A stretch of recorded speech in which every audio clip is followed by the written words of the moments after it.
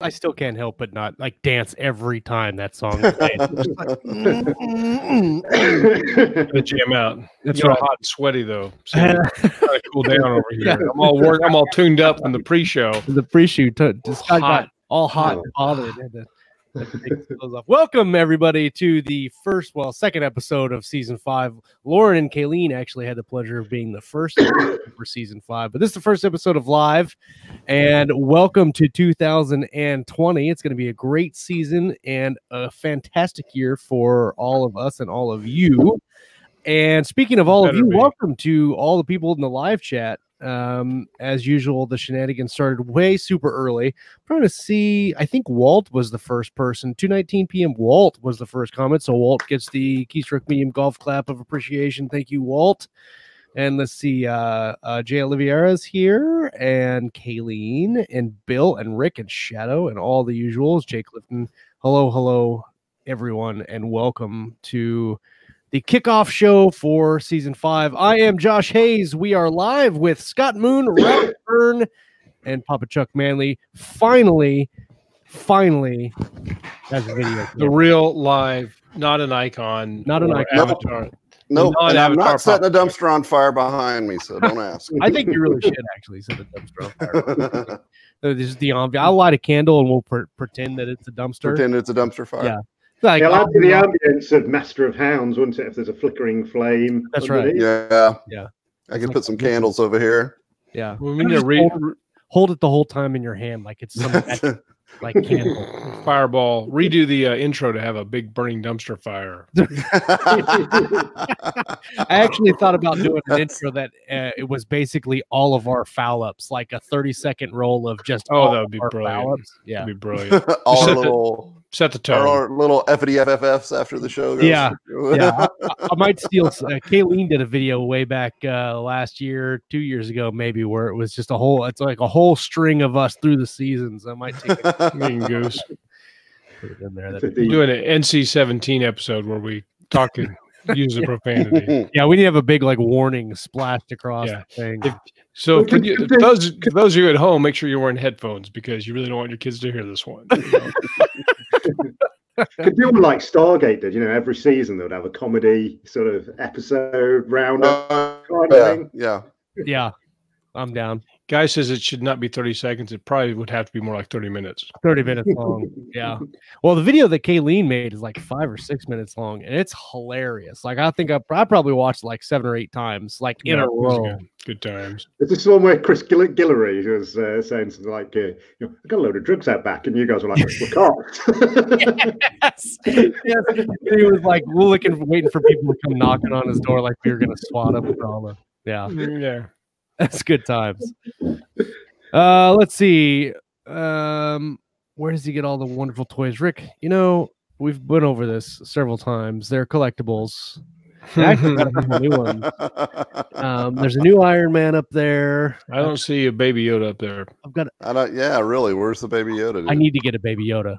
I've been actually looking at Mandalorian helmets, but I really need to get a Baby Yoda. That's next on my list.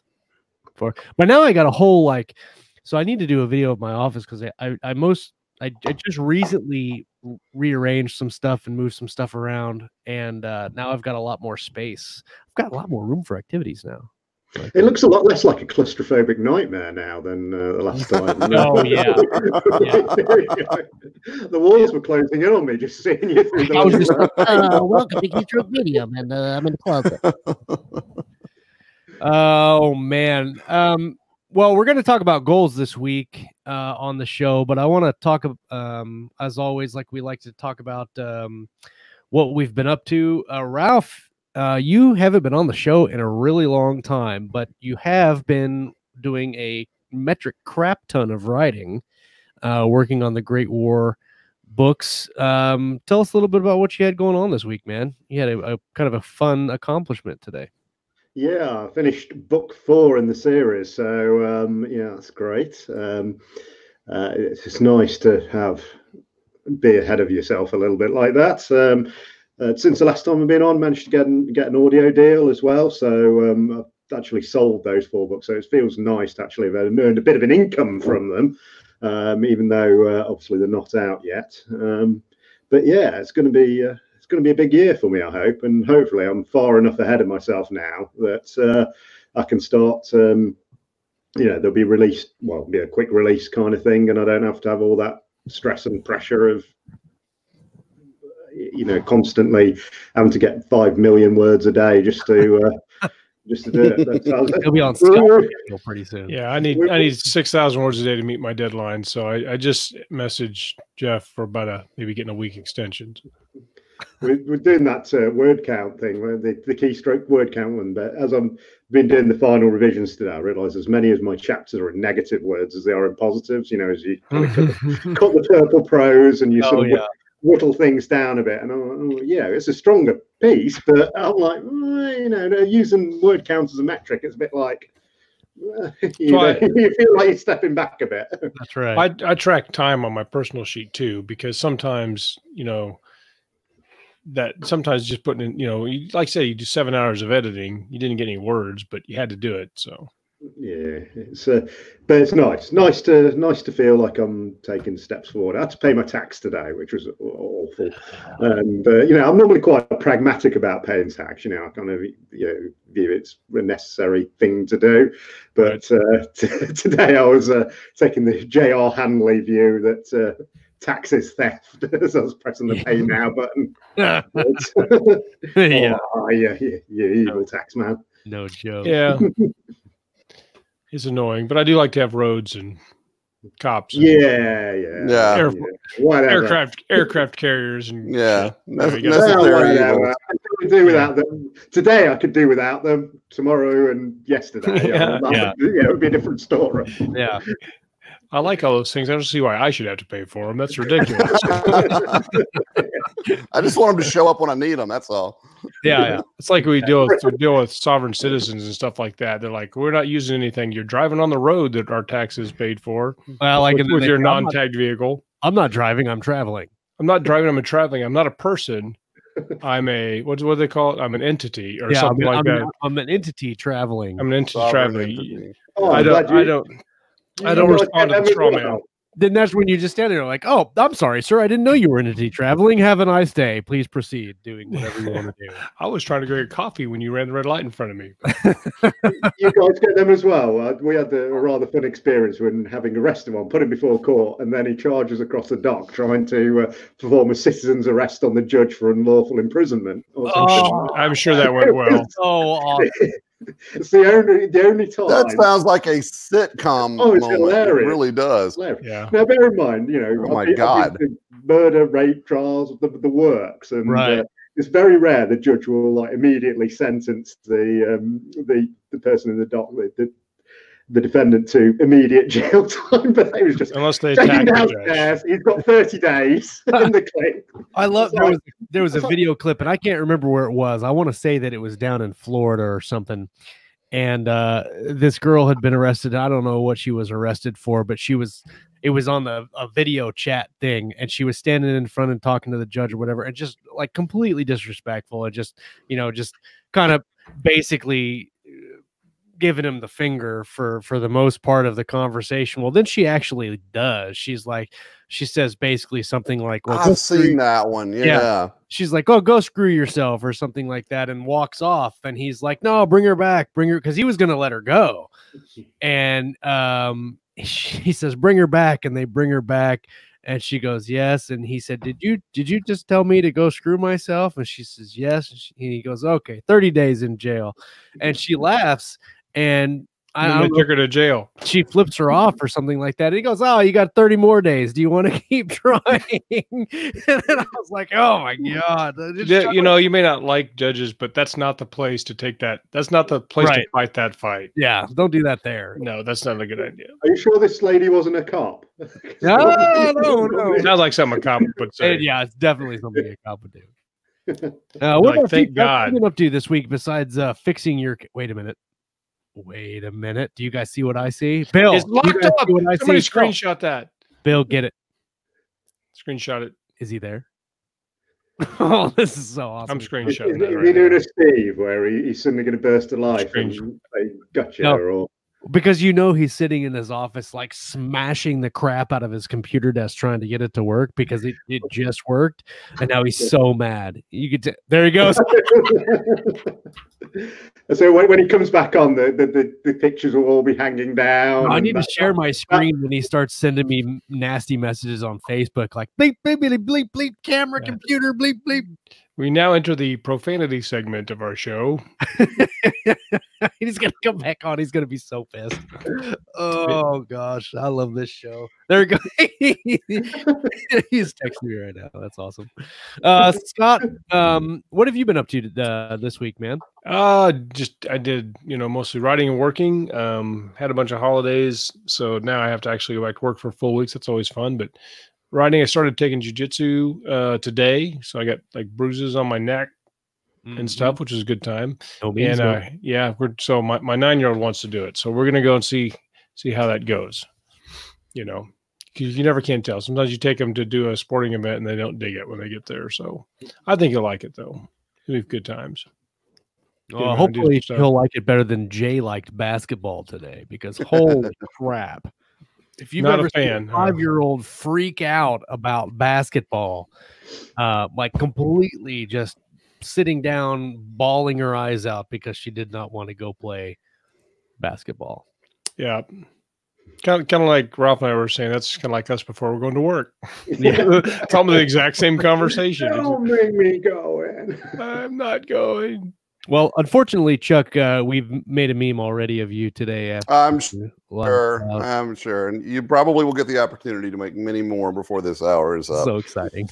Oh, my God. If you lag out at like 65 minutes, we'll let the show roll to get more memes. It's all about content on this show. I'm going to sit like this for the rest of the show. Yeah, just in case it locks up. Just so it locks up. Immortalized on StreamYard. That's right. That's right. Well, when you did lag out, I was asking you what you've been up to this week. Oh, not much. I actually did a little essay writing New Year's Day, and I'm closing in on the end of the Jack Dark book 1, and yeah, just kind of same shit, different day, man. Yeah. How was your New Year's? Good. That wasn't bad. It was just kind of lazy. The family wanted to have New Year's tacos, so I made a big pitcher of margaritas and a bunch of Mexican food, and we just kind of made a day of it. God, tacos sound actually really. Do you know how long it's been since I've had like a legit tacos, like even Taco Bell tacos? Oh yeah, in a long time. Yeah, just that's what they want, man. They just want just your basic beef, crunchy stuff on it, just the whole classic deal. So tacos this week. I think I'm going to do it. Chuck's for tacos. Yeah, if you could send me a recipe. I had a really cool thing happen to me today that I wanted to share, and it was from a reader who posted on my Facebook group, and it said, "Thank you for allowing my father to join. He can no longer see well enough to read himself, but I try and read for him as much as possible. We both really loved your Edge of Valor and Echoes of Valor books. My father is enjoying your Edge of Valor again with his Audible membership code. Thank you so much, Alan's daughter, Brittany." Yeah, Alan's a great guy. That cool, man. Yeah, that made my day. I was really excited. Yeah, that's a good one, dude. Yeah, that's a good one. Sounds like one for the for any free audio codes people might have hanging around. Yep. Yeah, I could make that happen. Yeah, maybe if you've got some, send me some. I'll send this guy some audio codes. That'll be cool. Yeah. It actually kind of trumps all the 1-star reviews that I got from my Audible daily deal. I was talking to Steve about it, and they got one for Web of Eyes a few months ago, and it knocked their average down like 2 points. Fortunately, I think I've only gone down 1 point in my average. Because of the daily deal. And why do you think that is? Deal, yeah. Because just people that don't normally read your genre read it and don't like it or something, or what? Yeah, I guess I don't know. I got a couple of 1-star reviews that were basically it's not for me, or it's not Bob Ray. Yeah, I don't know that I got a Bob. It wasn't Bob Ray, but I got that was on Strikers Roar probably. Yeah, one that just didn't like he didn't like the flashbacks, and another one said that there was no science and no character development. A couple other things, just whatever. People don't like it, but the comment I got on my Facebook page today kind of made up for it, so that was cool. Yep. Sure, man. Absolutely. And I finally updated. I got words today because people were giving me crap about not getting words on the Keystroke Medium January word challenge, and I'll give you a little update right now. Currently, right now, we have 1,857,041 words pledged. I say pledged, but it's not really the right word. Gold. Set for a goal. And currently on the 6th of January, our participants have written 25. No. Holy crap. Okay, so we are 6 days in. 6 days into January, and our group has written 255,875 words in 6 days. Wow. Now that's what's that? That's four indie length novels. At least. So like half of that is Highstead and Partlow, right? Yeah. Pretty much. Actually, Guy Anthony is Yeah, leading right now with 30. Oh, is Guy knocking it out He's too? killing it. Let's see. He's actually, I think is he 31 words away from his goal? I don't know if he's 31 words away from his goal or he's over. No, his goal was 31 words. That's kind of his joke. Oh, okay, gotcha. So he's like 30,000 words over his 31 word goal. Yeah, he's at 30,752. The cool thing about this is the daily average for the group is 42,645 words daily. That's kind of ridiculous. That's awesome. It is. I like how Rick is very strict on his. So Rick is sitting at 25,000 words right now for the month, which is awesome. Congratulations, Rick. But it's hilarious because either he's just like I think he dialing it in, or he's like very strict about, all right, I hit my 5,000 words and that's it. I'm not going over anymore. Has an app that says write no more than 5,000 words. Yeah, and it cuts you off. Your computer turns off. That's self-discipline there, that is. Yeah. Even if he's mid-sentence, stop. Well, if you've ever seen Rick in public, he's like probably writing, because that's like half the times that we saw him in Vegas, like at a conference, we sitting there and between sessions, he's like whips out the computer. That's right. Banging them out. But I mean, everybody's doing really well. I think I'm the only one with big, massive 5 day missing, or 4 days of missing words, and it's because we had. No, you're not. Let's see, where's Chuck at? Where's Chuck? Let's see. I put some in on New Year's Day and I haven't gone back. Oh, there you go. since. 923 words. There you go. You're good. You still got plenty of time. Plenty of time. Yeah, I think my goal is like 1,000 words, isn't it? Your goal is For the month? 1,000 words. You need 29,077 words to make your goal. Who put? Can we put negative 30,000? I don't know, but somebody did. So I mean, it's on your Somebody thing. changed that because it was like You're- 1,000 before. Well, Remember, you put it in. You put it in last show. Hey, I don't know who did it, but it's your goal, so you're gonna have to just step it up. Yes, sir. All right. Can we put negative words in as positive words? There you go. Yeah, There's one for the group. 1,000 words today. Put it in. Yes. Yeah, I agree. well, yeah. If it's all towards the greater good of the piece, so. I think in Scrivener you can check. There's a box that says count negative words as positive or something like that. Yeah, but I'm really not sure how it works. I've tried to do that several times, and I messed it up every time. Let's see. What is everybody talking about here? Rick says his review. Lots of the same. I have what? His review. Lots of the same. I have some neat words I don't understand the meaning of that I can put in here, so I look like. So I look erudite. That drives Erudite. me insane with the Thomas Covenant books. There was a lot of that in the Covenant series.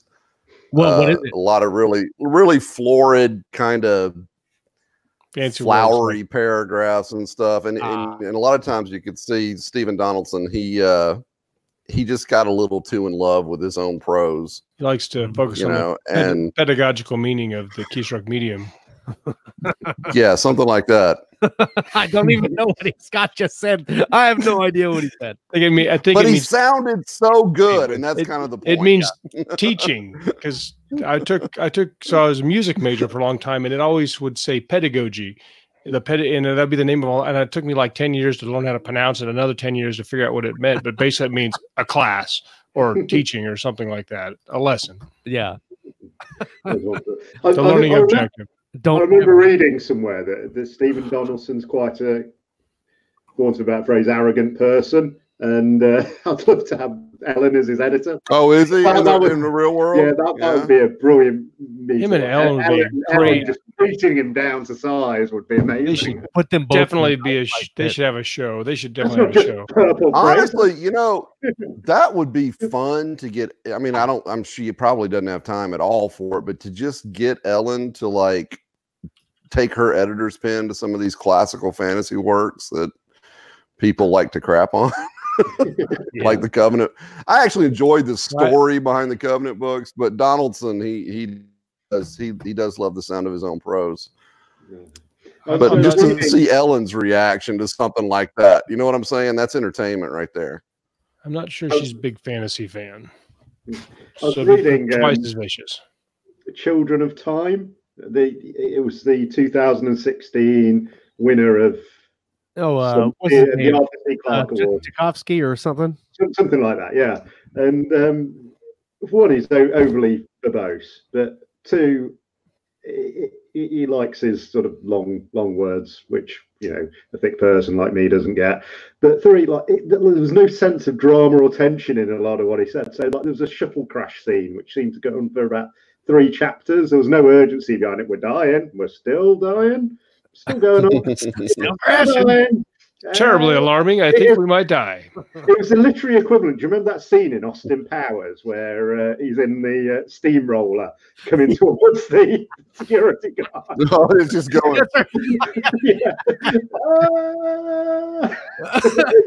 Rob Lowe, was it? I like the scene where he gets like kind of cockeyed in the hallway and he can't turn around. Trying to turn around that golf cart or whatever. Yeah. I've watched people literally do that in a parking space one time, and I'm like, just drive straight. Get out of here. I don't even want to wait. Drive through the grass. Don't back up. I want to talk a little bit about goals while we're kind of chit-chatting and hanging out, because that's what we like to do here. It is the title of the show. That's right. While we are discussing our goals in the live chat, if you would let us know what your goals are for 2020, and as they come in, we'll talk about them. Does anybody in the panel want to go first about their goals for 2020? Talking writing goals? Yes. Or just writing goals? See. So I want to... My main goals is I want to keep up on my collaborations. So I'm probably going to have 10 to 12 Reaper books, but I want to launch my Shortyverse 6-book series. Mm-hmm. Those are a little bit shorter, 60 to 65,000 each words. And then I have a series I started years ago called the Blue Sun Armada. And then I have an alien invasion novel that I have like 90% done. I'd like to finish that this year and get that out there. The main thing is I kind of want to be consistent, and I want to improve my craft and keep publishing very consistently throughout the year. That's my goal. Pretty boring, but that's I think that's what I want. Oh, I think it's a good goal. My goal is to be, I want to try to get, if not published, but accepted, have a trad pub deal this year. That's my goal. I want to try to do that. We'll see if it works. You just want to try the hybrid model? I want to write a fantasy book. I want to write an epic fantasy book, and from everything that I have seen, with the exception of very few, fantasy tends to do better in the traditional market. Yeah. And not the indie market. Like Mill Sci-Fi does super well in the indie market, and space opera and just regular sci-fi and romance and all that stuff. But the traditional market, because you have to compete with the Bretts and the Rowlings and the Martins and the Sandersons in the Amazon algorithm, super hard. But I have a really good idea. I've had it for like 2 years, and I want to try to write that this year. So that's my goal, and continuing the Valve series too. So do you think that's going to change your writing style? Because obviously traditional, they tend to put things through a bit of a bottleneck, don't they? So you can only produce X amount of books per year. I think the general or the old accepted wisdom last time I checked on these things was one a year per author. Well, I've seen a little bit of difference in that, but actually I'm kind of all for that, because I can still keep, say I write my fantasy novel and it gets accepted by whoever, and they say, all right, it's going to be published in 2021 or 22 or whatever it is, right? I can still keep doing all the other stuff that I wanted to do. And the slower schedule of the TradPub world is actually works in my favor to do not really multiple projects, but to have a couple things on the burner at the same time. And then when the process goes through, I can still keep, writing my Valor books or writing something completely different, and not have to. I don't want to get into a position where I was at the beginning of this year and I got kind of burnt out by it, by writing 2 books at the same time that I really needed to get done in like 2 months each. And so I was pounding out 5,000-6,000 words a day, and really stressing about it. And I kind of want to move away from there. So this will help me, I think, kind of. And I've got some pokers in the fire. I've got the secret anthology project that I'm working on. I really need to finish, actually, and it has really some really big traditional names attached to it, and so if it does well, hopefully that's my in. So we'll see in a couple of months if that pans out. But that's my goal, and to keep writing. I lost my daycare for the first half of the year because our daycare lady got pregnant. So how dare she? Yeah. So she's got to take like 6 to 8 months off and deal with the baby and all that stuff, and then hopefully later on, maybe in the fall again of 2020, she'll pick it back up, and I can get a couple extra days of kid-free time. But she needs to get daycare for her own children, so she can do daycare. So she can be daycare for you, right? Yeah, absolutely. Get rid of your kids so you can watch my kids. That's the whole thing. We've got a couple of goals in the chat before we get to Chuck and Ralph. Let's see. Jay Oliveira says, writing goals: read in the genre that I want to write, dark fantasy, horror, and sci-fi. Solid. And try some YA. I have an idea for a cool like sci-fi middle grade book I'd like to play with a little bit. There's not enough time. Let's see. Tom Hoddle says, I want to get 3 books out in the new Compact Universe arc, off to the publisher. Okay. J.R. Hanley says, I guess I could be showing them too. J.R. Hanley says, I will finish 4 books since I can't control when the publisher publishes them. Also produce 2 or 3 anthologies if I can make it work fiscally. Excellent. Rick Partlow says, my goals for 2020, write 1 million words, finish 12 books, and at least... He's already halfway there, probably. I was going to say, today. for 6 months. And collaborate with someone more successful than me. Interesting. Collaboration, like Scott said, he wants to keep up his collabs. I'd like to do a collaboration where it's more of a 50-50 co-write situation than like what I was doing with Richard. So that would be something fun to do this year too. Silent Wolf says, I come in and Josh's like epic fantasy book. Really? What is the world coming to? Let's see. Somebody's talking about love triangles in the live chat. I'm not sure what kind. Is that a goal? Corvo, no love triangle. No love triangle. That's a good goal, Corvo. Yeah. Yeah. I don't know. That'd be a really somebody just called us the. I think it's a good goal for a drunken night, but probably not for a relationship. Yeah. James McCormick says it's 4 horsemen. Yeah, I like that. That's pretty good. I like that.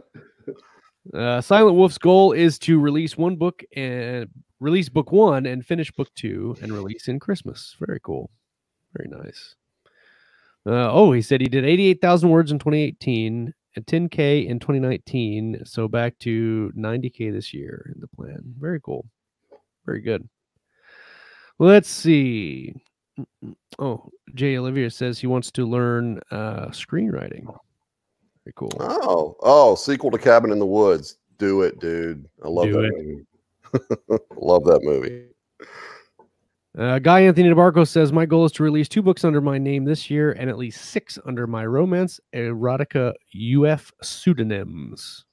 And you're on your way, man. Holy crap. You're a writing machine. What's the proportion of that goes towards the romance? Yeah, I wonder which one of those is the big earner. I'm curious about that too. You know, which of those genres brings in the dineros? My guess it would be romance and erotica would be the bigger. That would be my guess as well. Yeah. The problem with romance is there's huge potential for earnings, but there's also everybody's doing it, and like it's kind of like we're talking about the fantasy market. You can, and it's very specific. People.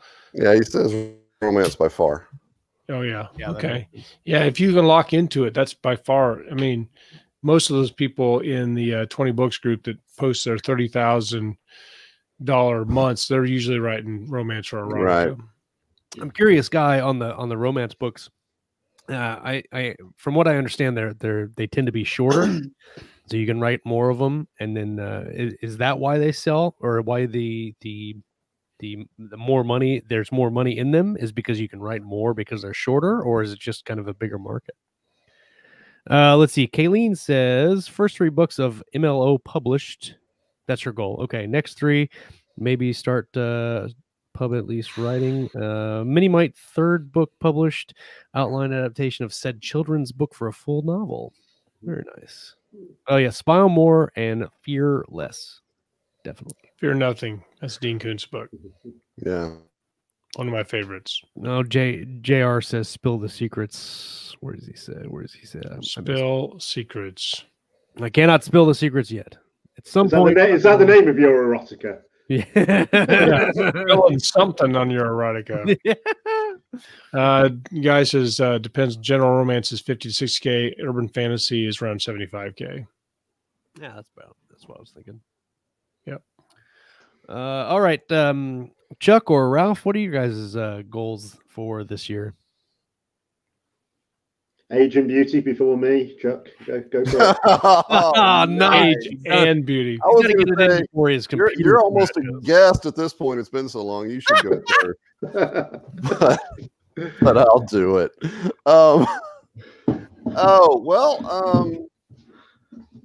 Like I said, I wrote just for my own edification, I kind of wrote an essay about 2019 on New Year's Day to sort of help me get perspective on my own writing career. And I think one of the biggest mistakes I made last year was I let myself get pulled in too many different directions because I've got a bunch of almost finished products laying around.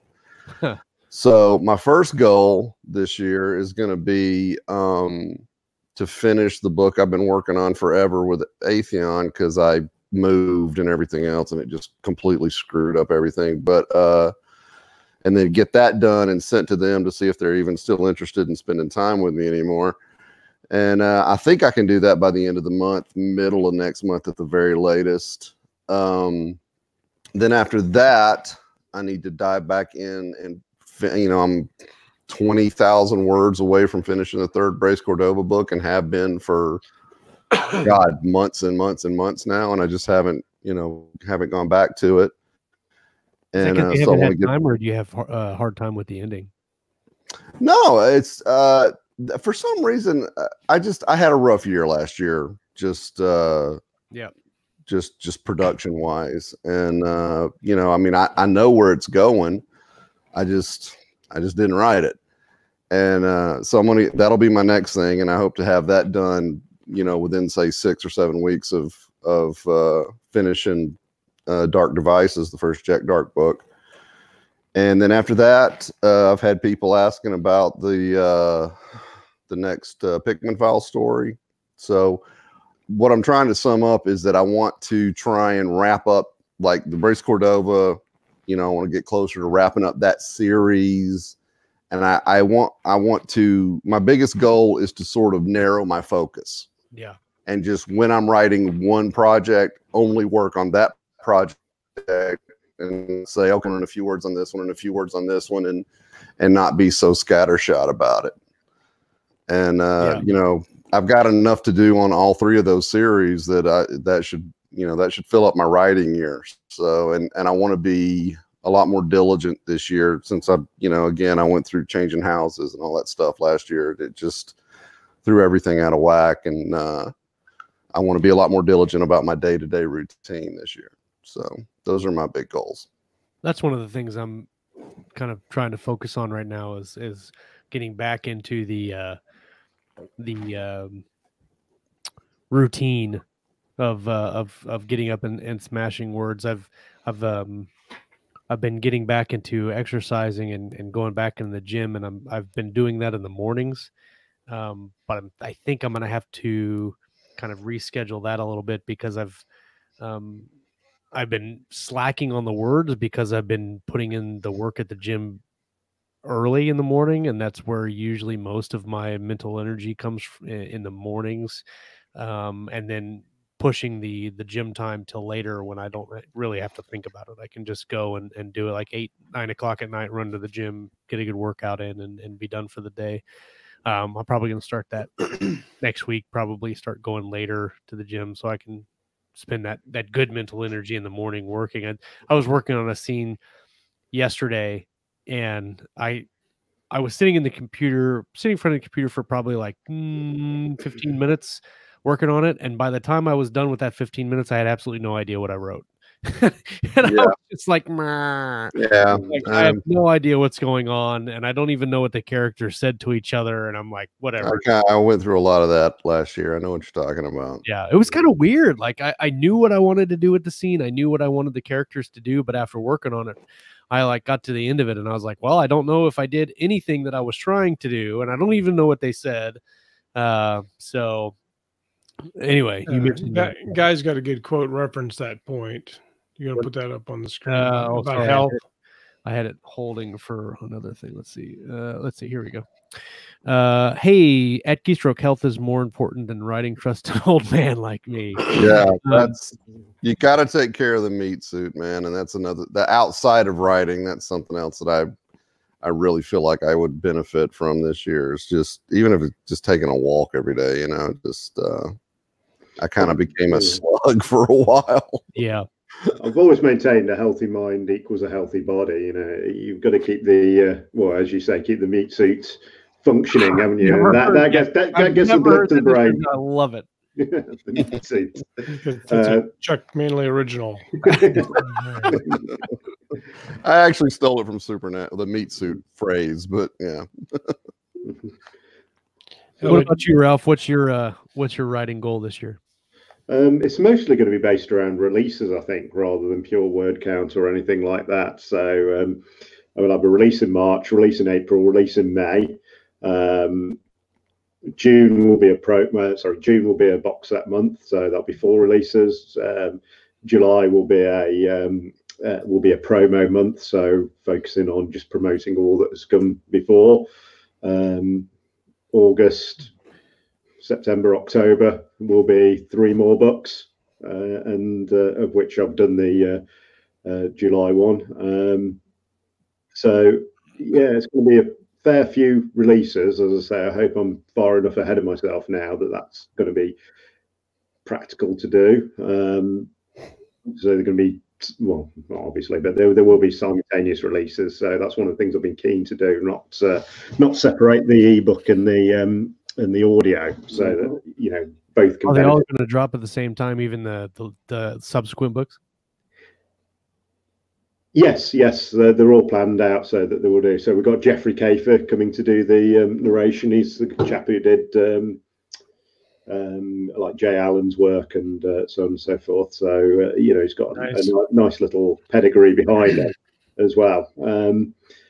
But then also what I'm going to really focus on, and one of the things I've tried to do especially on book 4, but failed quite badly, is be very disciplined about the amount of passes I do. So typically when I write a manuscript, I'll write it and then I'll go through it again and again and again. I've not really got any purpose to go through it again, other than the vague goal of making it better. Yeah.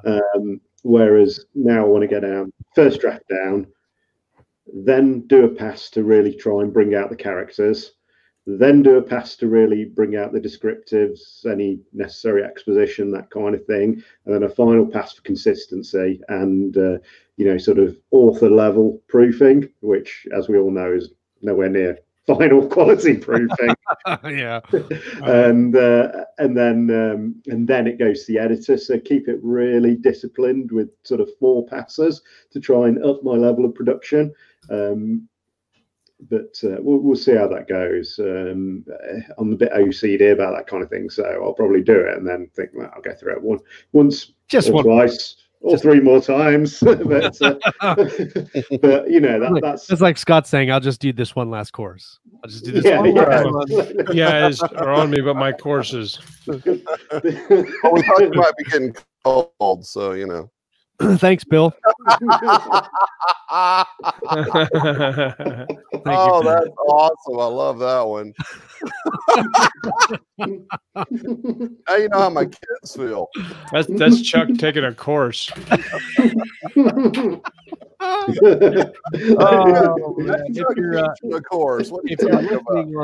If you're listening on the stream later and you're not watching this, Bill Frisbee is our resident meme expert, and he is on the ball when it comes to Chuck Manley memes. And yeah, I think someone needs to put on like a Superman heat ray coming out of his eyes. Yeah, exactly. If you're listening later and you want to see what we're talking about, go to timestamp 42:15 and you can see the that Bill made. And, I love it. I love it. It's good stuff. That's the good stuff. Let's see. We have a couple more. Yeah, Chuck's like, I'll kill you later. I'll just stare at you really hard. You'll come out the screen like the girl from The Grudge. Yeah. I'm still telling you, you need to do all these YouTube shows on dumb stuff like making slime or all these things.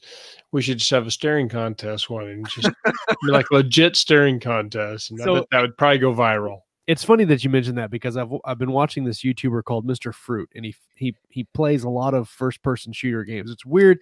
His name's Mr. Fruit. You wouldn't think he'd be that popular, but he's almost got 2 million followers. Oh yeah, I'm pretty sure my kids watch him because I keep getting Mr. Fruit update notices. He's super good, but he's also really funny. And he made this Christmas video, and it was literally him sitting in a chair for an hour not doing anything. Like he set it up. He set this chair up in front of a fireplace, came into his room, sat down on the chair, and said nothing the entire hour. And like he read a book and he played with his cat.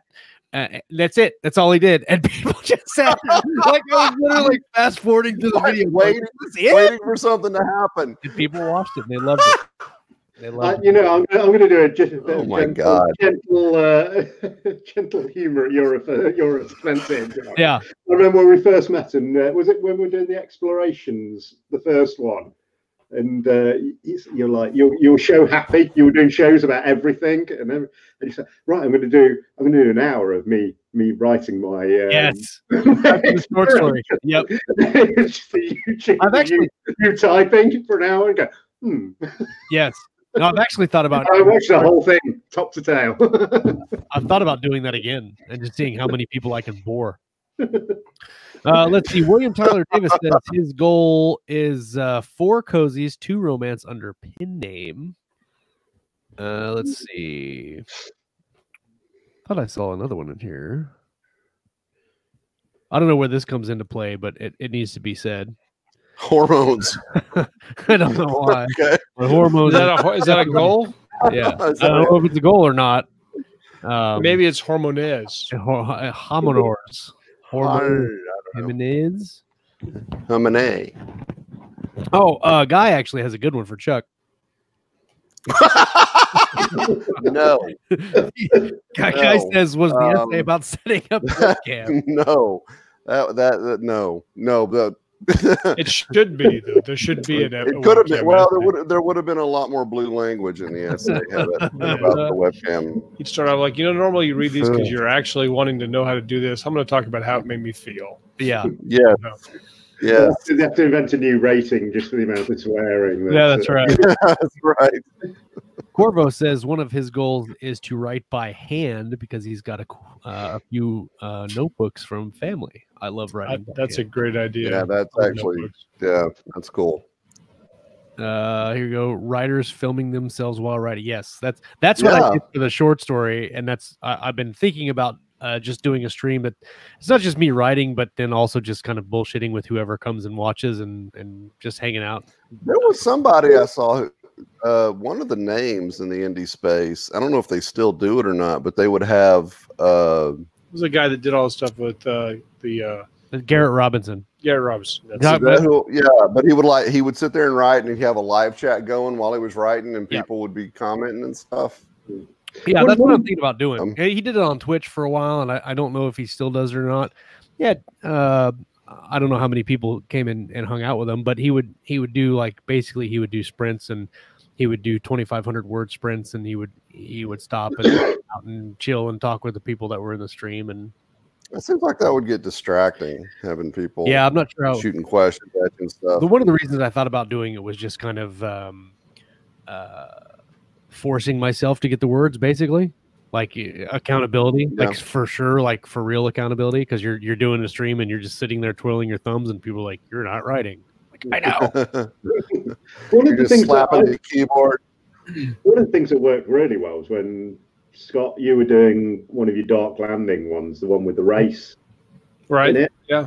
And you and Josh got together, and you were working the story. And I thought that worked. So you had the general story concept when you got together. By the end of it, everything was plotted out. I thought that was really good. That's a great example of how collaborations probably should be or an option for them. I mean, and that story was really fun to write. Actually, I think I wrote it pretty fast because it really was a good outline by the time it was done. Yeah, that was a super fun episode. I really enjoyed that. I think we should cover these possible erotica pin names. Max Moist, Jack Cobra, The King, or Lester Seltzer. I like Jack Cobra. That kind of sounds like a Sylvester Stallone character. Yeah, I mean, it's really for the people who listen to this in audio. It's important for us to share the insanity that is the live chat group. No, we're just going to start saying things without context. John Bear Ross says, wrap up my Junction World trilogy, then decide superhuman or mill fantasy. Ooh, that's a good. Those are good. Two good genres to jump into. So toss a coin to your Witcher for an entire hour. I quite like that idea. You guys been watching The Witcher? Oh yeah, it's a great show. I'm about 6 episodes in. I haven't quite finished it yet. I'm 3 episodes in, and I said to Caroline the other half, so you got to watch the show, it's brilliant. And so she watched the first one and was like, oh, yeah, it's really good. We must watch it together. Now, now you have to wait. Her pace of watching things is a little different to mine. So, my dreams of like smashing through it in an evening.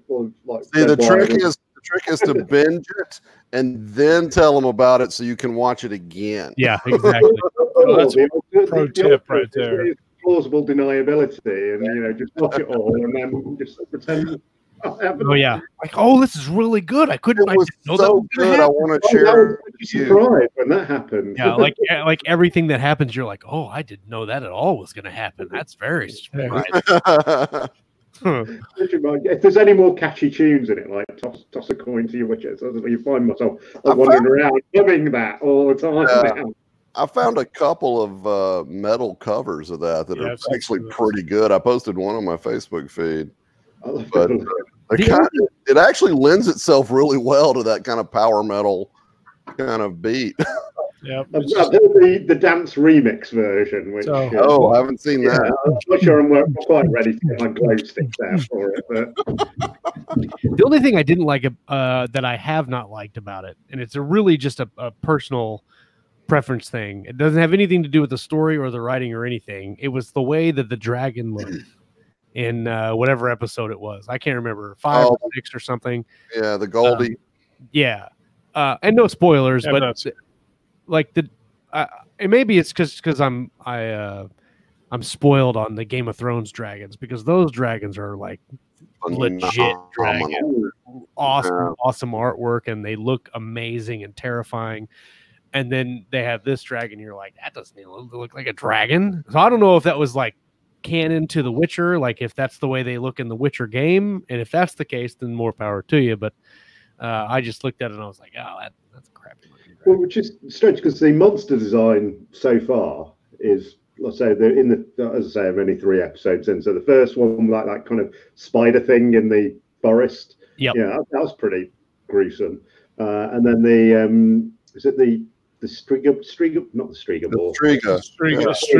Yeah. That was like, I wouldn't like to share a dungeon with you, fella. There, one of the episodes, and I can't remember which one it is, so I won't spoil it. But one of the episodes has like a really, I was very nervous watching this episode because it was very horror. It was the first episode that you got a lot of like horror element in the show. And this creature kind of sneaks up behind this guy, and you're like, holy crap.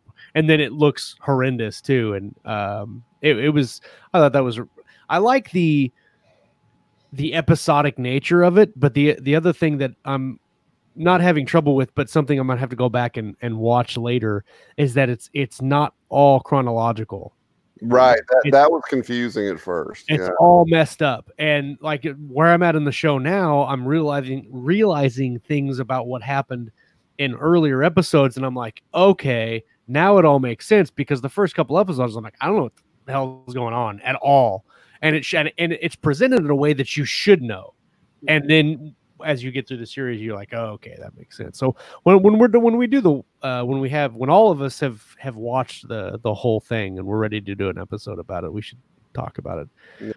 I'd like to do an episode, a Star Wars Episode 9 episode here in the next couple weeks, if I can get into the theater to see it. Yeah, no, that's why I'm eager to do it. I didn't have a problem with it. I liked it. That's fun. I think a lot of people that went into it just to watch a Star Wars movie got a lot more than. I'm so tired with this like giant mob mentality of shitting all over everything that I'm like, I'm just going to go watch a movie and I'm not going to give a fuck what everybody else thinks. Right. Maybe I'll enjoy it. I think you have to go in with the mindset that they were trying to course correct. You know, I mean, J.J. Abrams got handed The Last Jedi and said, "Here, fix this." Yeah, and you can't expect some seamless thing when they're trying to do that kind of shit. But no, I mean, it ground though. It ground for me, and there was so many plot choices which were questionable. But anyway, it'd be a good show to do. I'm afraid I'll be part of the mob, Scott.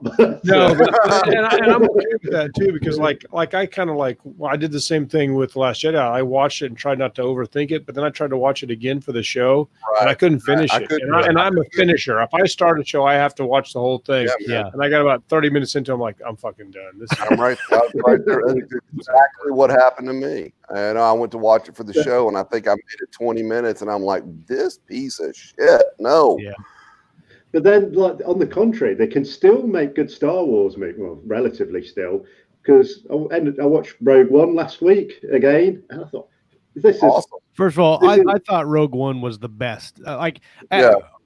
Take Empire out of it. The first 4, 5, and 6, take that out of the equation, and then your number one Star Wars movie is Rogue One.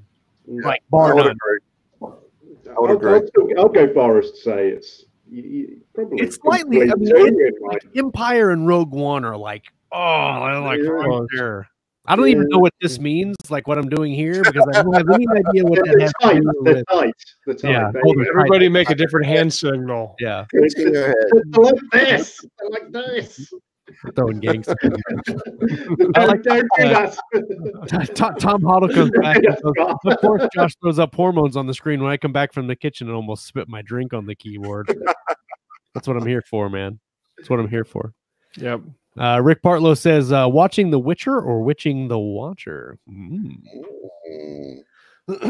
Anybody I else? do enjoy Witching the Watcher. Has anyone played the Witcher games? I have not. I have not. No, I was going to ask if you guys had.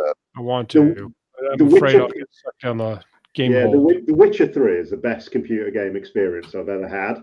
It's just Really? brilliant. You've got like the core gameplay, which is like 50, 60 hours long. You know, this thing's an epic. And yeah, it starts really small scale.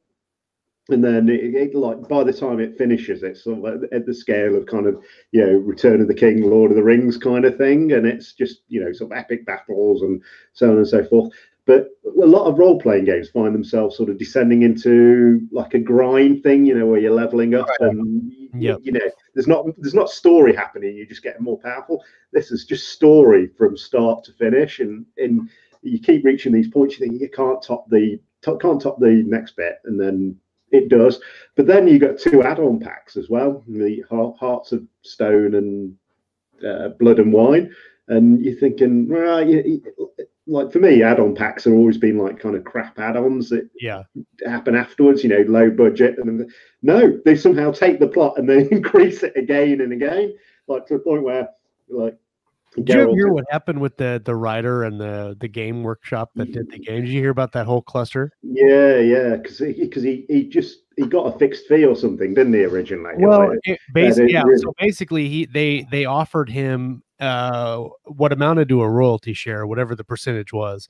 They said you can have a royalty share of the game, or we'll just pay you a flat fee, whatever the amount was, like $100,000 or whatever it was.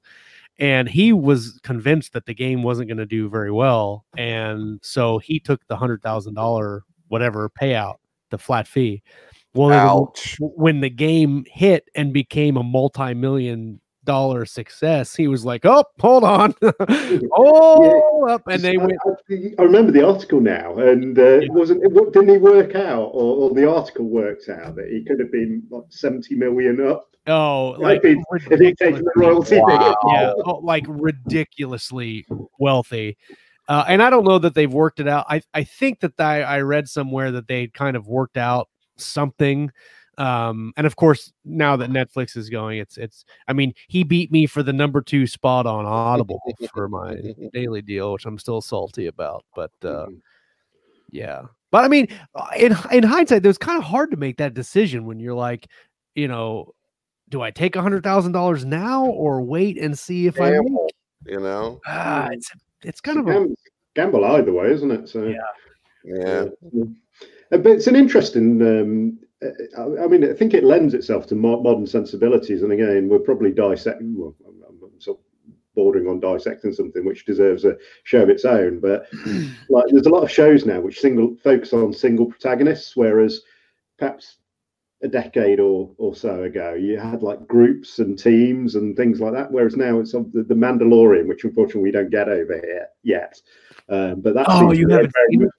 Very much. No, I've heard. How can no one not know about bloody Baby Yoda everywhere? He's only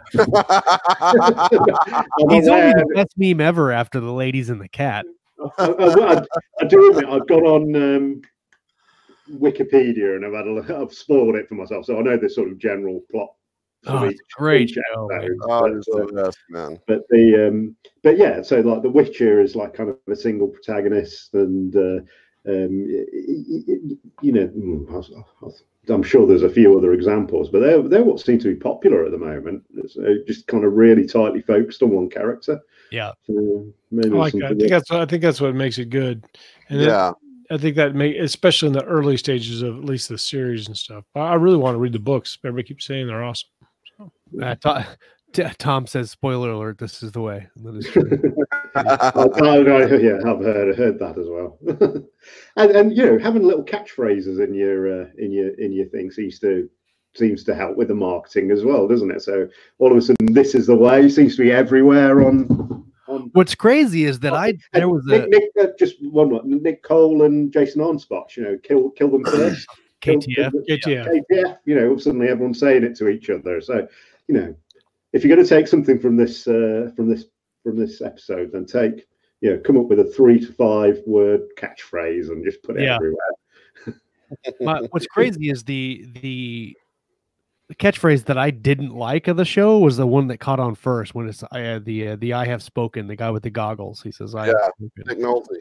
Yeah. Yeah, And that would come off few like times. almost immediately. That night after episode 1, people were like, I have spoken. Yeah, I said it like a dozen times to my kids the next day. Go take a shower. I am very sad that we're gonna have to wait until fall to continue. But I like that they were doing it like every week. That was cool.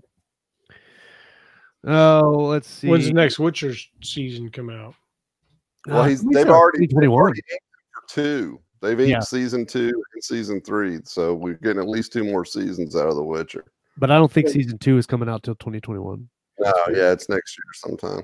Yeah. It's nice that Henry Cavill seems equally passionate about it as well. Well, he's a video gamer too. He plays World of Warcraft. Did you guys hear the story about him missing the call for Superman because he was playing? Yeah. That was on Graham Norton. He was doing a raid or something, and that's legit. Like that kind of guy is the kind of guy I'd want to be friends with. Like he's he's in the middle of a raid and the phone rings and he's like, nah. No, I'm waiting on that audition call, but this is important. Yeah, it seems like the kind of guy you want to go for a beer with. There's a Graham Norton with Tom Cruise and Henry Cavill on at the same time, and Graham Norton says, "What did you do with your first big paycheck?" And Tom Cruise is like, "Well, my sister was going through college, so I paid her college fees for her." And then it turns to Henry Cavill. What did you do? He says, well, I drove to the garage with my little Ford Fiesta and I bought an Aston Martin. Yeah. That's awesome. Yes, that's what I did. I have to be honest, I'd probably lean more towards the Henry Cavill school of thought on that one. Good times. I still have my first paycheck that I got from Terra Nova. It's actually a physical check, and I have it on my poster on Terra Nova. It was the single biggest paycheck it ever got up until that point from my writing, and it'll be up there for a while. That's cool. You probably should cash it at some point. Oh no, definitely not. I don't need the money. Just kidding. I do. I'm gonna cash it. Professional author. Put up my checks on the wall. Probably gonna bounce now. Then. Just kidding. Well, you had your chance. That's right. A lot of them, like a lot of paychecks, they say not valid if not cash after 90 days or whatever. Yeah. So no, I cashed back then. I just kept a copy. Everybody that came out and hung out with us in the live chat tonight, thank you guys so much for coming and hanging out with us. It was a blast to kick off 2020 with all of you. Oh, check this out. I don't have this. I did this so I didn't have to remember how to do it. Do this. It's scrolling at the bottom of the screen. Please like and subscribe to our YouTube channel. Also to iTunes and Stitcher and Podbean, wherever you listen. Please share and like and subscribe, because that is how we grow our channel. And in 2015, that is our goal. Our goal for 2015 for Keystroke Medium is to grow the channel. I want to hit 1,000 subscribers on YouTube, and that is our goal for this year. So if you guys could everybody share, go get 10 people. That's right. Yeah. Tell your friends. They have added functionality every time like when you hit certain milestones. So when we hit 100, we got certain extra options, didn't we? Yep. So they changed it now, but when it was when we originally started out 100 subscribers, and we have a custom URL basically, which is YouTube/C/Keystroke Medium. And so YouTube/Keystroke Medium, you can type that in and get to our channel. At 1,000, we can monetize, which I don't know what that'll do for the show. After the live recording, it'll give us the option to put up commercials if we want and get some residual money. I'm not sure if it'll be worth it or not, but the 1,000 number is something I've been wanting to get to for a while. So you get to choose the commercials, because we could have some fun with that. lots of male enhancement commercials. Courses for courses, or courses and if we can, we're not going to tell anybody that we can, and then do the male enhancement commercial. Yeah, these guys are talking about some weird stuff this time. That's they having problems. wandering down the street Well, at one time. Yeah. But then he discovered. Have you ever wanted to do a course or learned how to take better courses? Oh, you guys are killing me. Is your name Killing me. Scott Moon? We've got a course for you. This joke makes a lot more sense if everybody knows how much shit you guys give me about all the courses I take. I have a problem. Sorry. Well, this is Course Anonymous. My name is Scott Moon. That's right. As everybody takes drinks. I haven't even finished reading the commercial half the time. I'm like, oh yeah, I'm getting that course. So done for that. I'm like, click, click, click. Come on, we've got to support Scott to get his token. You know, it's been 30 days and I haven't. That's taken right. it. I haven't bought a single course. Course for 30 days. It's been 60 days and I still haven't finished the 5 courses I bought last month. Oh man. Well, everybody that joined us for the live show, thank you guys again for coming and hanging out with us. If you're listening on the feed and you haven't checked us out on Mondays, we broadcast live on Mondays and on Thursdays. For the next couple of weeks, we're going to be doing it at 8:15 unless my daughter just completely decides she's not going to do basketball, and then we'll be going back to 8 p.m. But for the time being, we're going to be doing an 8:15 launch on Mondays and then 8 o'clock on Thursdays with Lauren and Kayleen. They have Terry Maggart lined up on Thursday's show to talk about tension in your writing, so you don't want to miss that. And also Walt, what's that? Terry, I met him at a conference not too long. Well, I guess about a year ago, but he's a good guy. Oh, yeah. It's cool. Excellent. It's really cool. Walt Ribillard is going to be starting up a show called Coffee and Concepts, and he's going to be doing that in the mornings. A short show talking about different things in your writing. Very, very focused, with guests, without guests. He's got a little intro set up, and he's going to be running that, and so that should be fun. But definitely you want to like and subscribe for that and hit the bell. You can do it on your phone if you just hit the subscribe and then hit the little button, the bell next to it. You'll get notified when we go live, and you can support us by doing that. So thank you guys so much. Scott, Chuck, Ralph, thank you guys for hanging out with me and kicking off season 5 with a bang, as it were. And I think today it's going to be a good year. I think season 5 is going to be one of our best seasons yet. Best for everybody in the group. So we're hoping. So with that in mind, we're going to take off and come back next week. We're going to talk about some reading. We're going to talk about some writing, and of course, everything in between right here on Keystroke Medium. Peace. Everything in Later, between. guys. Like when you're